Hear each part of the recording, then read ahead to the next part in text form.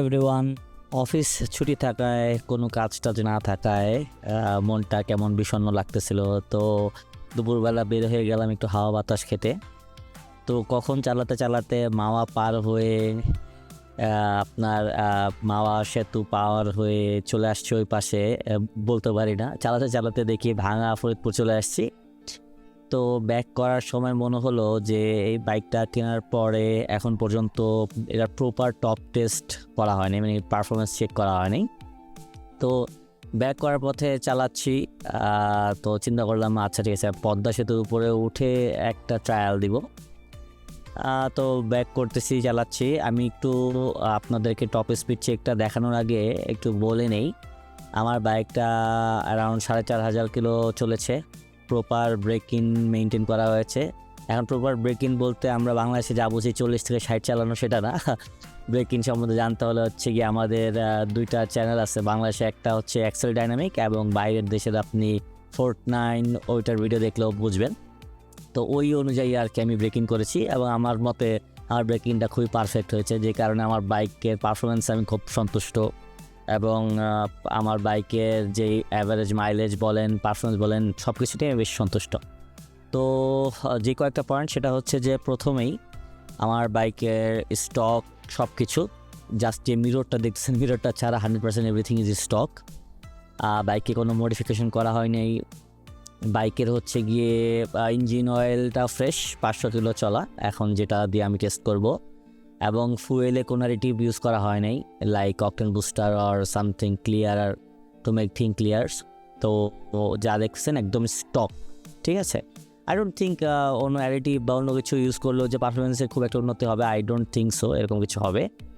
তো স্টক বাইকে আপনি কীরকম টপ স্পিড বা কীরকম পারফরমেন্স এক্সপেক্ট করতে পারেন তা এখন দেখলেই বুঝবেন। আপনি পুরো ভিডিওটাই দেখবেন যে আমি কন্টিনিউয়াসলি 100+ স্পিডেই ক্রুজ করতেছি, ঠিক আছে। এটার একটা রিজন হচ্ছে কি 100-এর নিচে ক্রুজ করতে গেলে বাইকের একটা পোর্শনে গিয়ে আমি একটা ভাইব্রেশন ফিল করি, যেটা আসলে 100-এ গেলেই ওই ভাইব্রেশনটা নাই হয়ে যায়।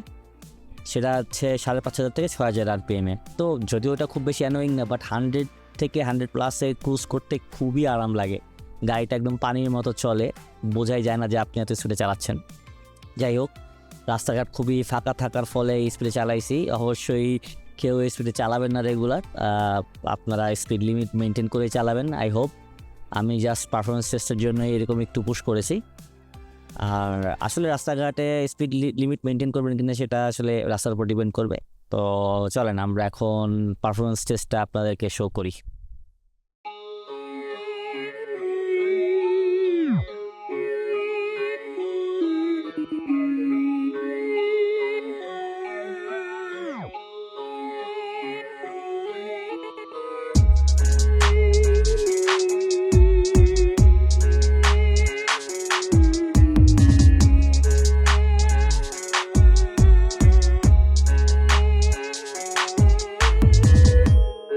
তো আই হোপ আপনারা দেখলেন। হ্যাঁ, আমি 151 পর্যন্ত উঠাইছি। এরপরে আসলে আমি আর পুশ করি নাই যে ধরে রাখবো, মানে এরকম কিছু করি নাই। আসলে আমার এত ইচ্ছাও ছিল না, আসলে ধরে রাখতে আর কতই বা উঠবে। আমি যতটুকু জানি 52-র উপরে এখন পর্যন্ত কেউ উঠাতে পারে নাই দেশে, সেটা ডাউন হিল হোক আর যেটাই হোক। সো ডাউন হিলে যদি আপনার 52 ওঠে, হয়তো বা স্ট্রেট লাইনে আমি যদি আরেকটু অনেকক্ষণ ধরে পুশ করে রাখলাম, হয়তো বা 52-53 উঠতো, but that doesn't matter. So আপনারা দেখতে পারলেন যে আসলে এই বাইকের পারফরমেন্স আপনারা কীরকম এক্সপেক্ট করতে পারেন। একটা আইডিয়াল কন্ডিশনে, ভালো রোডে, ভালো পিচে আপনি ফ্ল্যাট রোডে 152 থেকে 51 পর্যন্ত তোলা সম্ভব। এবং নর্মাল ক্রুজিং স্পিড তো আপনারা দেখলেনই, 110-20-এ খুব আরাম করে ক্রুজিং করা যায়। So thank you for watching this video. আপনাদের যদি CF Moto 250 SR নিয়ে আরও কোনো কোয়েরি থাকে, বা আপনারা যদি আরও কোনো ইউজার এক্সপেরিয়েন্স বা এর খুঁটিনাটি কিছু জানতে চান, আমাকে আসলে কমেন্ট করতে পারেন। এটা আমার আসলে এই মোটরসাইকেল নিয়ে ফার্স্ট ভিডিও। যদি আমি এরকম কমেন্ট পাই যে কেউ কিছু জানতে চাচ্ছেন আমি অ্যাজ এ ইউজার হিসাবে, তাহলে আমি ইনশাল্লাহ এরকম আরও ভিডিও বানানোর ট্রাই করব আমার অফিসের সময় বের করে। So thank you for watching, bye by.